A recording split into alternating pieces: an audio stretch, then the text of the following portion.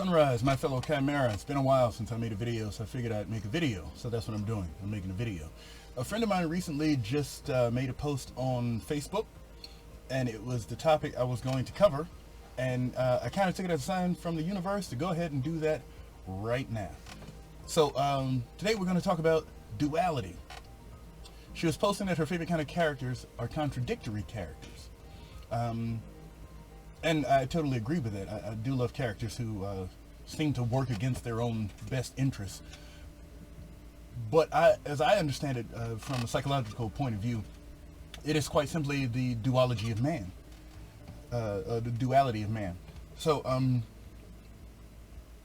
a very famous book about the duality of humanity is Dr. Jekyll and Mr. Hyde. The duality of man philosophy is that all human beings have evil and, you can't even see my hands, have good and evil inside them, and it's simply a matter of which side of them is stimulated, which side you see.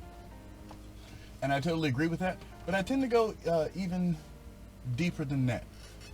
Stick around just a second, let me show you this. Alright.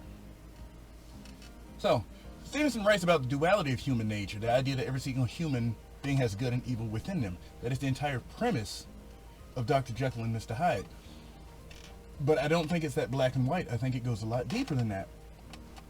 And to really touch on the core of what we're talking about, it is the if-then fallacy. See, the if-then fallacy is a fallacy. Let's do this.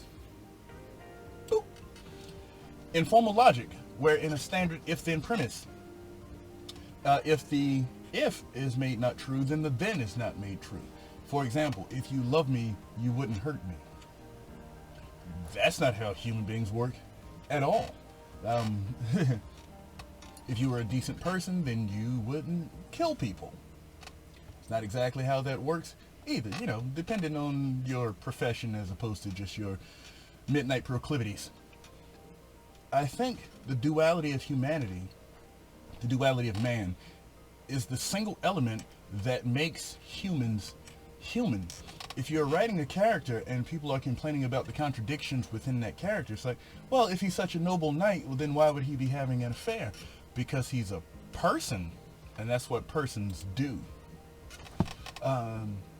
These make for the most rich characters, the most rounded, fulfilled characters, in my opinion.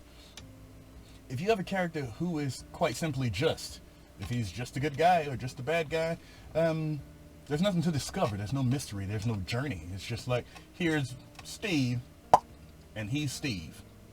That's going to get old very quick, at least for someone like me, who's unnecessarily complicated for reasons I won't go into here. Childhood. Anywho, if you are writing a character and you are seeking to eliminate these contradictions, if you are seeking to eliminate the duality of conflict between morals and righteousness, or desires and behaviors, or even self-preservation and best interest, if you have a character who has emotional outbursts and does the single most destructive thing to themselves or their cause, and you are getting complaints about that, and you would like to eliminate that feature as unrealistic, I would say go the exact opposite way. Because I make these videos because I think that the little thoughts that roll around in my head might be helpful to somebody. So I'm doing this to be helpful. But I am a terrible human being. So there you go. Duality. Anywho, I had a thought, figured I'd share it, and I did. Continue to ascend, and till next time.